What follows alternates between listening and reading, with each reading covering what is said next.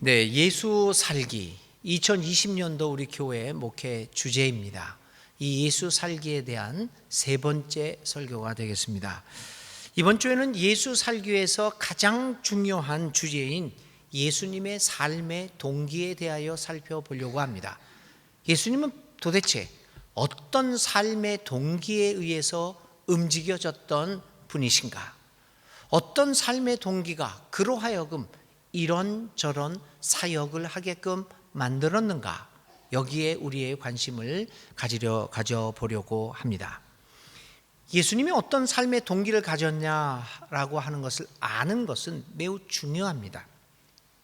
왜냐하면 그것이 우리의 삶의 동기를 결정지어 줄 것이고, 그 삶의 동기가 오늘 우리의 삶의 모습을 결정짓을 수 있기 때문입니다. 분명한 것은 예수 살기를 하기 위해서 우리는 무엇보다도 우리의 삶의 동기를 예수님의 삶의 동기와 일치시켜야 한다는 것입니다. 그러면 예수님의 삶의 동기는 무엇입니까? 그것은 지난주와 오늘 계속해서 반복해서 읽고 있는 오늘의 본문 누가복음 4장 18절 이하에서 예수님의 삶의 동기를 찾아볼 수 있습니다. 예수님의 삶의 동기를 한마디로 요약을 할 수 있다면 그것은 희년의 해입니다. 예수님은 희년을 선포하기 위하여 이 땅에 오셨습니다. 희년은 무엇을 의미합니까? 희년은 문자 그대로 하면 기쁨의 해라고 하는 것을 얘기합니다. 기쁨을 잃어버린 이 사회에 기쁨을 돌려주려고 오셨다는 겁니다. 희년은 50년마다 돌아오는 해입니다. 여러분들이 다 잘 알고 계실 것입니다. 희년에는 모든 노예가 자유를 얻습니다. 모든 소유가 본래의 주인에게로 원상복귀가 됩니다. 모든 빚들은 탕감이 됩니다. 너무나 놀라운 시기가 아닙니까? 아마 구약 시절에서는 아마 그랬던 것 같습니다. 하나님은 평등 사회를 지향하셨어요. 노예도 없고 왕도 없고 우리 모두가 하나님의 형상으로 창조된 사람으로서 주님만을 모시고 살아가는 평등 사회를 만드셨습니다. 그런데 그것이 이제 점점 인간의 탐욕과 경쟁과 여러 가지 이유로서 이 평등 사회가 파괴됩니다. 그러니까 점점 차이가 있게 되는 것이죠. 그러니까 아마 당시에는 구약 시대에서는 그 기간이 한 50년 정도로 본 것 같습니다. 50년이라는 세월이 지나면 이 극심하게 차이가 나게 되고 사람들이 불평등하게 살게 되면서 이 하나님의 나라, 하나님이 만드신 그 세상이 그 창조 세계가 파괴된다고 보았던 것 같습니다. 50년이라는 세월이 지나면. 그래서 하나님은 이 율법을 통해서 50년이 되면 모든 것을 제자리로 돌려보내라. 여러분 그런 세상 원하십니까? 사람들이 원하지 않습니다. 많이. 그것이 하나님의 뜻이라고 한다 그래도 사실 원하지 않는 게 우리 인간들의 마음이죠. 그래서 빚을 지어서 자기의 토지를 저당 잡힌 사람들, 빚을 갚던 못 갚던 50년이 되면 그 땅이 원주인에게로 돌아갑니다. 돈이 없어서 자기 몸을 팝니다. 한 다른 집안의 종이 됩니다. 노예가 됩니다. 그런데 50년이 흐르면 그 빚을 갚던 안 갚던 그거하고는 상관없이 이 사람이 자유인이 됩니다. 모든 것이 하나님이 만드신 첫 번째의 모습으로 돌아가게 만든다라고 하는 목적을 가진 것이 이 희년 제도였습니다. 이스라엘 역사에서 이 희년 제도가 과연 실현되어졌느냐? 많은 사람들은 실현된 적이 없다라고 하는 데에 많은 의견을 모으고 있습니다. 문제는 그 희년이 실현됐다 안 됐다의 문제가 아니라 하나님이 원하시는 것이 그거였구나 라고 하는 의미를 우리는 희년 제도에서 찾을 수 있을 것입니다. 그래서 희년은 그런 의미에서 모든 것이 복구가 되니까 그 희년은 모든 사람들에게 기쁨의 해가 되는 겁니다. 그 예수님의 삶의 동기에서 가장 중요한 것은 이 희년입니다. 희년이 이루어지는 것을 위해서 예수님께서는 자신의 삶을 사셨습니다. 희년은 가장 중요한 삶의 동기였습니다. 그렇다면 여러분, 오늘 예수님의 삶의 동기였던 이 희년은 어떤 내용을 가지고 있습니까? 그것을 오늘 본문은 모두 4가지로 이야기를 합니다. 이렇게 실천을 하면 이러한 동기 속에서 예수님이 하고자 하셨던 그 일들을 우리가 할 수만 있다면 우리에게 희년이 이루어질 수 있다라고 하는 희망을 주는 본문이기도 합니다. 그러면 예수님의 삶의 동기였던 그 은혜의 해, 희년의 중요한 내용들은 이 4가지는 무엇입니까? 첫 번째는 희년을 이루기 위해서는 예수님에게 있어서는 삶의 중요한 동기가 가난한 사람에게 기쁜 소식을 전하는 것이었습니다. 예수님은 가난한 사람에게 기쁜 소식을 전하고자 하는 그 동기로 인해서 이런저런 사역을 하셨습니다. 예수님에게 있어서 가장 중요한 삶의 모티브는 가난한 사람들이었습니다. 예수님의 사역에서 가난한 사람들을 제외시킨다면 그분의 삶에 남는 사역은 거의 없습니다. 그분은 가난한 사람에서 출발하여 가난한 사람, 약한 사람을 위한 사역을 평생 수행하셨습니다. 무엇보다도 예수님은 정체성에 있어서 자신도 가난한 사람이라고 생각했고 또 그렇게 사셨습니다. 그분은 가난한 사람 자체로 오셨습니다. 예수님은 하나님의 자리를 버리고 인간의 몸으로 오실 때 가장 가난한 사람의 몸으로 오셨습니다. 예수님을 잉태하였을 때 그의 어머니 마리아는 누가복음에서 이렇게 고백합니다. 하나님께서 비천한 여종을 돌봐 주셨구나. 자기 자신을 비천한 여인이라고 고백을 합니다. 아마 우리들의 입장에서는 겸손해서 그렇게 말했겠지라고 해석을 할 수도 있겠지만 그 말은 그러한 비유적인 말이 아니라 사실적 언어입니다. 마리아는 비천한 낮은 계층의 가난한 사람이었습니다. 예수님은 이처럼 가난한 마리아의 몸을 빌려서 가난한 사람으로 오셨습니다. 그리고 그는 평생 가난한 사람으로 사셨다가 가난한 사람으로 죽으셨습니다. 오죽 가난했으면 죽으실 때 장사 지낼 묘지가 없었습니다. 아마 아리마대 요셉이라는 사람이 예수님에게 묘지를 제공하지 않았다면 예수님의 시신은 어디에서 장사를 지낼 수 있었겠습니까? 이렇게 예수님은 가난한 사람으로 살다 죽으셨습니다.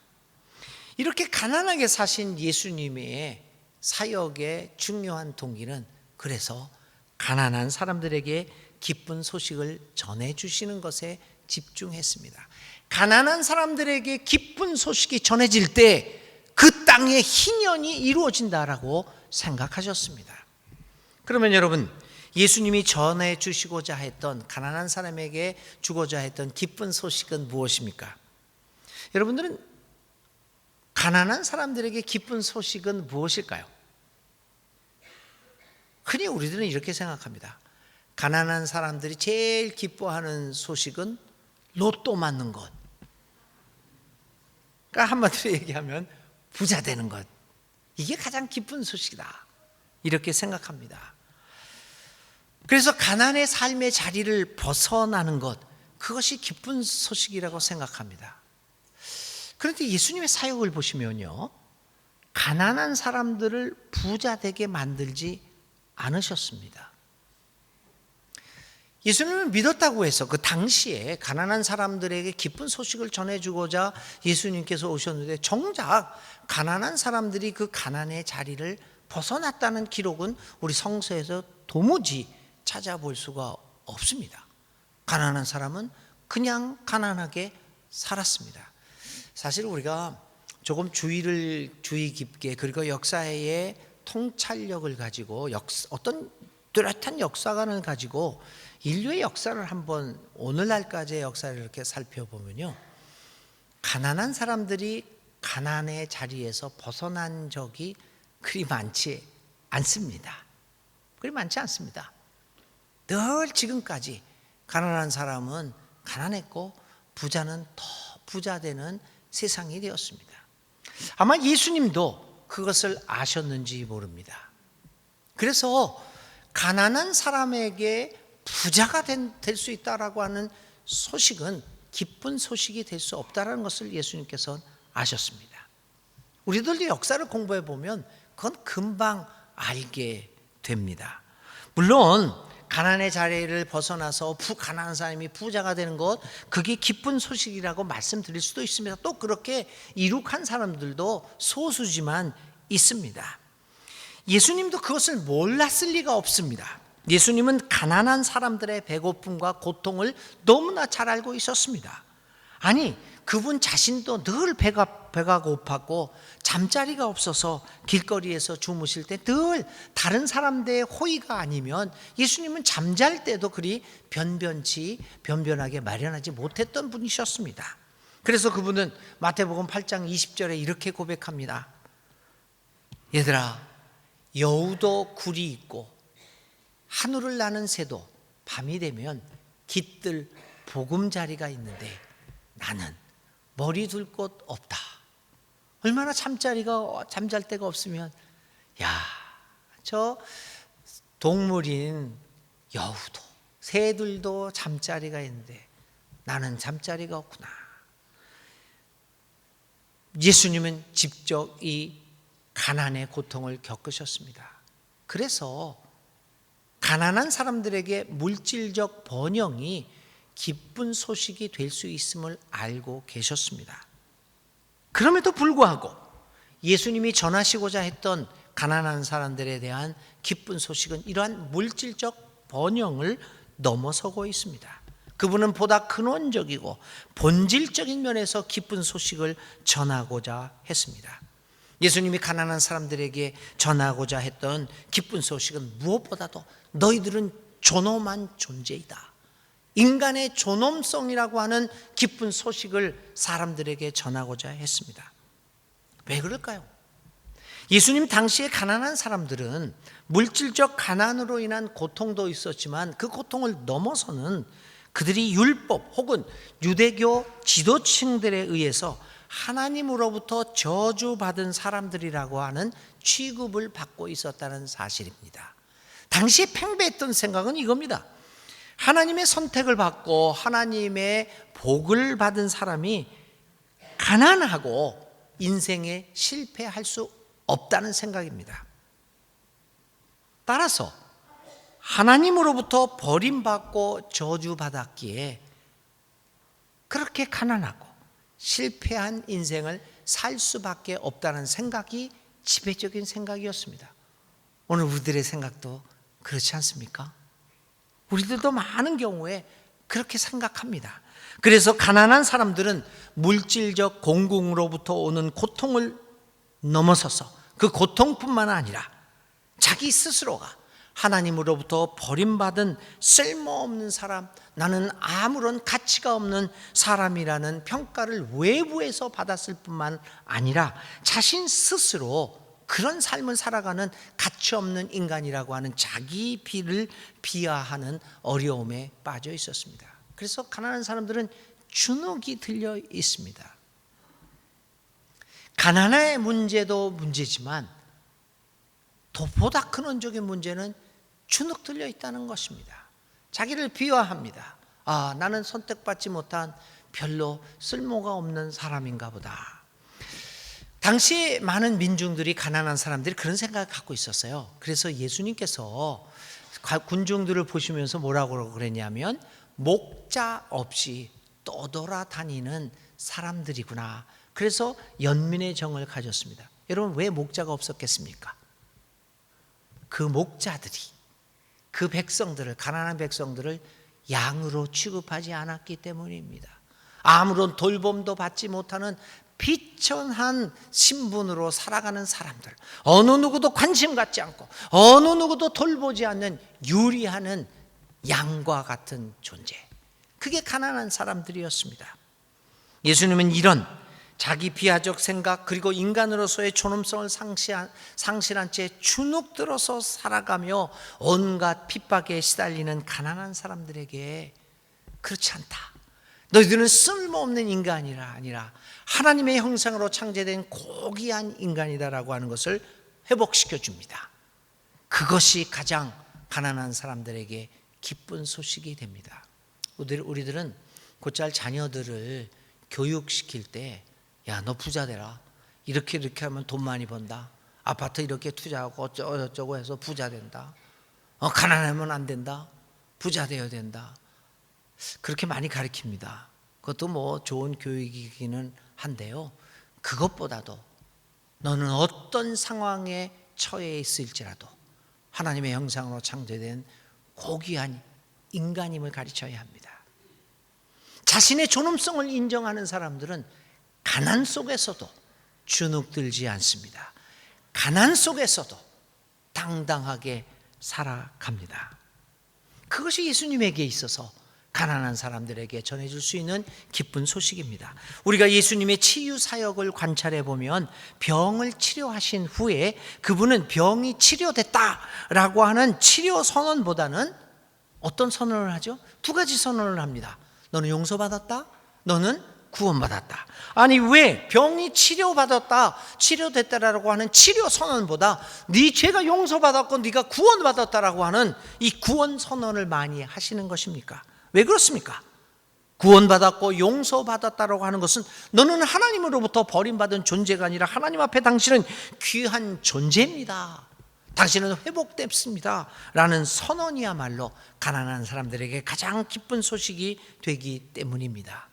예수님은 이처럼 우리가 잃어버린 이 돈 때문에, 물질적 가치 때문에 인간을 인간답게 취급하지 못하는 인간의 존엄성이 말살되는 이 세계를 향하여 인간의 존엄성을, 기쁜 소식을 하시기 위하여 이 땅에 오셨습니다. 오늘도 예수님은 이 사회에서 버림받고 사람 취급받지 못하는 가난한 사람들에게 인간의 존엄성을 회복시켜 주십니다. 그분은 오늘도 가난한 사람들의 기쁜 소식을 전하기 위해 오십니다. 이것이 예수님의 삶의 동기의 핵심적인 내용입니다.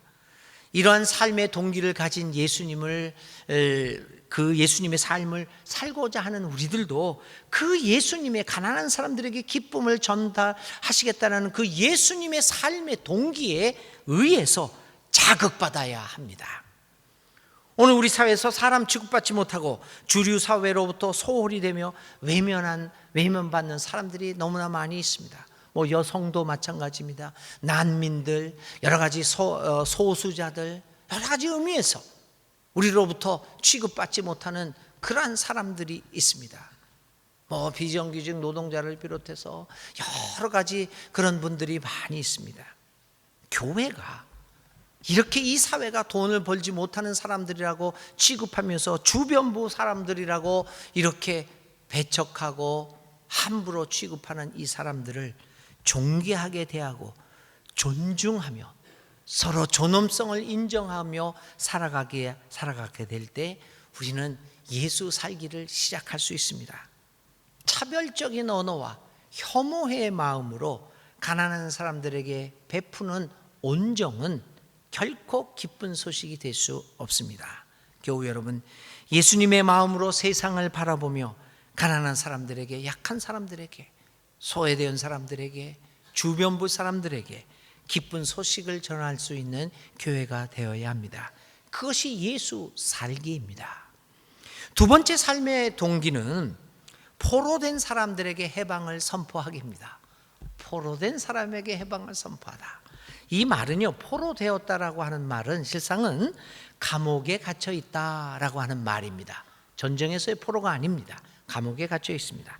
이런 의미에서 오늘의 말씀을 풀어서 번역해 보면 감옥에 갇힌 사람들을 풀어주어라.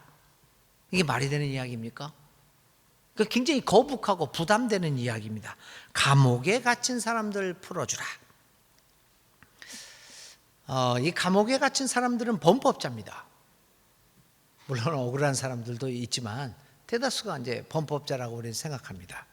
근데 범법자를 풀어주라니 이게 무슨 소리입니까? 예수님 당시로 한번 돌아가 봅시다. 오늘 우리에게는 많은 범법자들이 잡혀 있는데 예수님 당시에 옥에 갇혀 있는 사람들은 누구였습니까? 가난한 사람들이었습니다. 대부분이 경제사범들입니다. 요즘 말로 하면.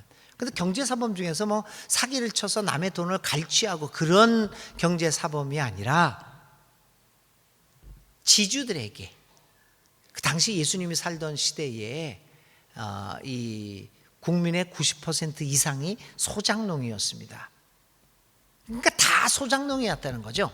그것도 이제 로마와 로마 정권에 빌붙어서 기득권을 유지하고 있는 그 사람들이 지주였습니다. 로마와. 근데 아주 혹독한 소작료를 이렇게 받곤 했습니다. 그래서 지주들에게 제대로 소작료를 내지 못한 사람들, 그 사람들이 감옥에 갇힙니다. 그리고 돈을 빌렸습니다. 사채를 빌렸습니다. 그거를 갚지 못합니다. 그 사람들이 감옥에 갇혀 있었습니다. 결국 많은 사람들이 다른 이유가 아니라 가난해서 감옥에 갇혀 있습니다. 이런 사실을 예수님은 자신의 비유 마태복음 18장 23절 이하에 있는 용서할 줄 모르는 종의 비유에서 그 사실을 그대로 드러냅니다. 돈을 갚지 못해서 옥에다 가두는 장면이 그 마태복음 18장에 나옵니다. 이 비유에서도 우리는 빚 때문에 감옥에 갇히는 일들이 비일비재했음을 볼 수 있습니다. 예수님이 이런 사람들을 풀어주라는 의미입니다. 가난하기에 어쩔 수 없이 빚을 지고 또 그 빚 때문에 인생이 저당 잡히고 결국에는 감옥까지 가서 헤어나지 못하는 삶을 살아가는 사람들을 풀어주라고 얘기합니다. 한때, 아니 지금도 한국에서 문제되고 있는 것이 이 사채이지요. 그래서 굉장히 사채가 수백 프로, 1년에 수백 프로의 이자까지 받아가지고 이 가난한 사람들이 헤어나지 못하는 구조를 해서 정부가 개입도 하고 이런 일들이 있습니다. 높은 이자로 인하여 빚에서 헤어나지 못하는 사람들의 문제입니다. 참 아이러니합니다. 가난한 사람들은 돈이 필요합니다. 그런데 돈의 코스트가 너무 높아요. 이유를 높은 이자를 내야 됩니다. 어떻게 보면 부자는 돈이 많습니다. 그런데 거기에 부자가 돈을 빌리면 이자가 낮습니다. 여러분 어떻게 생각하십니까? 정당하지요? 네, 자본주의적인 생각 속에서는 이건 지극히 정당합니다. 그런데 기독교적인 입장에서는 틀린 겁니다. 하나님 나라의 가치관에서는 틀린 겁니다. 사실 돈이 필요하고 자신의 인간의 존엄성, 자신의 삶을 영위하기 위해서 돈이 필요한 가난한 사람들에게는 저리로서 대출을 해줘서 일어설 수 있게 해줘야 합니다.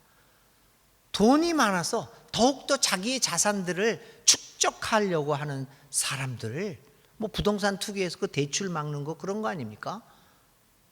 그렇게 가지고 대출을 해서 이렇게 하는, 돈이 많아서 더 많은 재산을 축적하려고 하는 사람들에게는 좀 더 높은 이자를 받아야 합니다.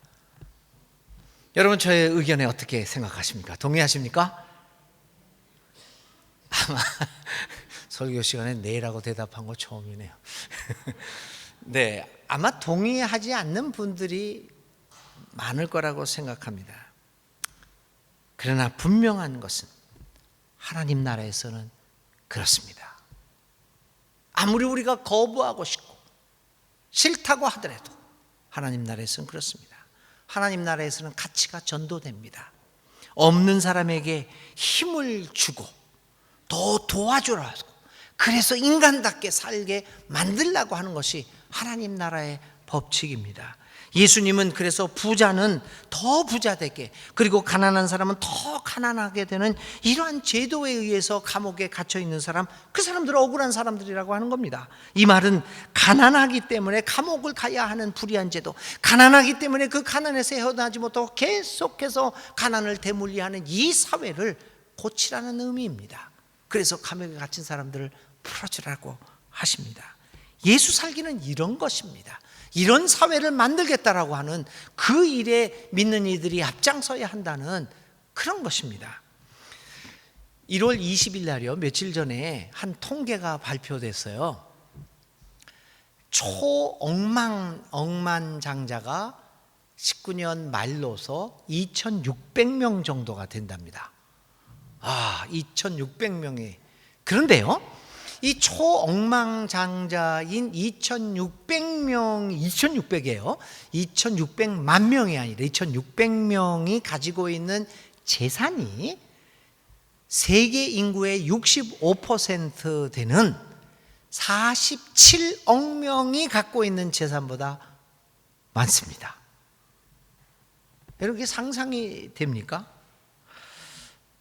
이렇게 불균형으로 되어 있는, 오늘 우리가 예수 살기를 제대로 하기 위해서는 오늘 가난한 사람들, 약한 사람들이 억울함을 당하고 그리고 차별받고 하는 이 같은 사회를, 제도를 고쳐나가는데 우리 교회가 앞장서야 한다는 겁니다. 그래서 가난해서, 혹은 아빠 찬스, 엄마 찬스가 없어서, 그래서 스카이를 못 가서 뒤처져야만 하는 우리 젊은이들, 그래서 절망 속에서 낙담하며 주눅들어서 살아가는 우리의 자녀들, 젊은 자녀들이 살아가야 하는 이러한 사회적 구조를, 그래서 감옥에 갇힐 수밖에 없는 그러한 감옥과 같은 생활을 하고 있는 이러한 사회적 구조를 바꿔나가야 하는 겁니다. 예수 살기는 이제 본격적으로 우리의 삶의, 이 같은 삶의 현장에서 이루어져야 하는 것입니다. 세 번째로 예수님의 사역 중에서, 동기 중에서 눈에 띄는 것은 눈먼 사람들의 눈을 뜨게 하는 겁니다. 아주 중요한 삶의 동기였습니다. 눈먼 시각장애자를 뜨게 하는 것은 단순히 육체의 눈을 뜨게 하는 것을 넘어서서 중요한 의미를 가지고 있습니다. 눈이 안 보이는 사람들이 눈을 뜨고, 듣지 못하는 사람이 듣고, 말을 하지 못하는 사람들로 하여금 말을 하게 만드는 것이 예수님의 삶의 동기였습니다. 여러분, 왜 우리가 말을 못합니까? 듣지 못하기 때문입니다. 제대로 보지 못하기 때문에 말을 하지 못합니다. 영어로 어린아이들, 철부지, 어린이, 철부지, 그건 인판틸이라고 합니다. 인판틸. 프랑스 말로는 앙팡 테리브, 그런 얘기 들었죠. 무서운 아이들, 앙팡, 인판틸 이래요. 인판이라는 말은 뭐냐면 라틴어로 두 단어로 구성이 되었는데요, 인이라고 하는 것은 아니다라는 뜻이에요. 부정적 접두사입니다. 팡트라고 하는 말은 말하다라고 하는 어원에서 왔습니다. 그래서 인판틸 하면은 말하지 못하는 존재. 어린아이들은 말을 못합니다. 부모가 학대를 하고 어떻게 하더라도 어린아이들은 한글을 못합니다. 말을 못합니다. 그래서 인판트라고 얘기하는 거예요. 이게 참 문제죠. 우리는 인판트입니다. 말을 하지 못했습니다. 예수님이 살던 그 당시의 사람들은 인판트였어요. 말을 할 줄 모르는 사람이었습니다. 그렇게 폭정에 시달려도 아무런 말들을 하지를 못했습니다. 그렇게 살아갑니다. 그래서 예수님께서는 이건 아니다. 그래서 눈을 감아서 제대로 보지 못하는 사람은 눈을 뜨게 만듭니다. 눈을 보게 만듭니다. 귀를 열어줘서 제대로 듣게 해줍니다. 제대로 보고 제대로 들으니까 말을 할 수 있게 된 겁니다. 이게 예수님의 이 삶의 동기 중에 하나였습니다. 예수 살기는 그러므로 사람들로 하여금 제대로 보게 하고 제대로 듣게 해서 제대로 말하게 하는 사역을 의미합니다. 교회는 교인들이 바른 통찰력을 가질 수 있도록 하나님의 말씀을 올바르게 해석해서 선포해야 합니다. 그래서 눈을 뜨고 제대로 보게 해야 합니다. 그리고 제대로 듣게 해야 합니다. 그리고 제대로 말하게 하는 기능을 교회가 갖고 있습니다. 일제시대 때 우리 교회가 그랬습니다. 일제의 그 참혹한 압정 속에서 우리 조선 민중들은 제대로 보지 못하고 제대로 듣지 못하기에 말을 못하고 그 모든 박해를 받을 수밖에 없었습니다. 유일하게 교회가 이게 아니다, 이런 삶은 아니다, 제대로 보게 해줬습니다. 제대로 듣게 해줬습니다. 그러니까 조선 민중들이 교회의 힘을 빌어서 만세운동을 하게 되고 항일투쟁을 하게 된 것 아닙니까? 1960년대 70년대 혹독한 군사 독재 정권을 지나고 있을 때 사람들은 워낙 박해가 심하다 보니까 입을 다물었습니다. 아무도 말을 못했습니다. 교회가 유일한 통로였습니다. 그래서 운동권들이 다 교회로 몰려든 거 아니었습니까? 그때 교회를 통해서만 제대로 볼 수 있고 제대로 들어서 교회를 통해서 제대로 말을 하면서 그 독재 정권에 항거를 할 수 있었기 때문입니다. 우리의 고장 광주에서도 5.18 항쟁도 마찬가지였습니다. 교회가 중심이 되었습니다. 그런데 오늘 우리 교회는 어떻게 하고 있습니까? 제대로 보게 하고 제대로 듣게 하고 제대로 말하게 하는 것이 아니라 오히려 정보를 왜곡하고, 그래서 하나님의 말씀을 하전인수격으로 해석해서 사람들에게 잘못 전달하여 사람들로 하여금 엉뚱한 판단을 하게 만들고 있는 것이 오늘 저 광화문에서 태극기 그 기독교의 모습들이 아닙니까? 지난주에요, 정의당 심상정 의원이 자기의 지역구인 고향에서 목회자들과 토론회를 가졌습니다. 그 이유는 그렇습니다. 이번 4.15 총선에 정의당이 차별금지법 제정을 총선 제1호 공약으로 내세웠습니다. 그런데 이 차별금지법에 대하여 여러 가지 논란이 많고 특별히 그 우파 기독교인들의 왜곡된 생각들이 있다라고 판단을 했습니다. 그래서 이 심 의원이 이 차별금지법에 대한 이해를 돕고자 이 모임을 가졌습니다. 거기까지는 좋습니다. 얼마든지 그럴 수 있습니다. 그래서 목회자들이 반대 의견도 내고 얼마든지 좋습니다. 그런데 토론 말미에 한 목회자가 질문을 합니다. 질문 내용은 이거였습니다. 차별금지법을 위반하면 처벌을 받습니까? 심 의원이 답변합니다. 처벌 받겠지요. 이랬습니다. 여러분 어떻게 생각하십니까? 당연한 건 아닙니까? 법을 위반하면 누구든지 처벌을 받습니다. 그런데 이 대화가 왜곡되어 전해집니다. 그 전한 그 인터넷 언론이 누구냐면 우리 총회가 이단 옹호 언론이라고 지목한 모 언론입니다. 그 사람이 왜곡되게 그거를 전달을 합니다. 그것이 또 퍼져나가게 되죠. 그 사람들은 이렇게 변질을 했습니다. 이 사람이 질문을 합니다. 그 기사에 의하면 설교 시간에 동성애 반대를 외치면 처벌받는다라고 심 의원이 답변했다는 겁니다. 왜곡되게 사실을 전해서 이야기를 잘못 보게 하고 잘못 듣게 합니다. 이게 교회가 할 짓입니까? 조금 길기는 하지만 이거 굉장히 중요한 문제입니다. 우리 교회가 제대로 보고 제대로 듣고 제대로 말해야 되는데 이거 제대로 해야 되는데 그 녹취록을 우리 뉴스연저에서 풀어서 다 그 녹음을 하고 지금 동영상도 이미 돌아다닙니다. 심의위원이 어떤 얘기인가 여러분 직접 들으실 수도 있어요. 이랬습니다. 질문자가 차별금지법을 어기면 처벌받습니까? 안 받습니까? 질문자가 이랬습니다. 차별금지법을 어기면 처벌받습니까? 안 받습니까? 심의위원이 대답합니다. 처벌받겠죠. 그러면서 이제 나중에 그 토론 말미에 심상정 의원은 이렇게 얘기합니다. 발의도 안 된 법령을 가지고 얘기하기 어려운데 여기 법령 하나를 드리고 가겠다. 우리가 발의한 건 아니지만 2013년 법안에는 어떻게 되었느냐 하면 교육기관, 공공기관에서 그런 발언을 할 때 처벌받는다고 했지만 종교기관은 없습니다. 차별금지법을 자꾸 막연하게 예단하지 말았으면 좋겠습니다. 이 법은 성적 지향뿐 아니라 종교 때문에 차별하는 것도 금지되어 있습니다. 사회적 약자들이 여러 이유로 차별받고 있기 때문에 차별금지법을 만들려고 하는 거고 그중에 성소수자 문제도 끼어 있는 겁니다. 목사님들이 사목 활동할 때 종교의 자유가 침해받는다? 법이 아직 제정되지 않았지만 동성애를 비판하는 것 차별금지법에 위배되지 않는다고 봅니다. 다만 어떤 한 사람, 성소수자 특정 개인을 모욕하고 인격적으로 폄훼하는 건 문제가 될 수 있겠지만, 기독교가 동성애를 반대하고 좋지 않다고 말하는 그 자체에 대해서는 우리가 사상의 자유가 있고 신앙의 자유가 있기 때문에 어떤 신앙과 신념을 가졌다고 누구도 거기에 법적으로 문제 삼을 수 없다고 봅니다. 이거를 그 언론은 왜곡되게 여기서 동성애를 반대한다면 제가 붙잡혀 간다고 얘기했습니다. 그렇게 변질을 한 겁니다.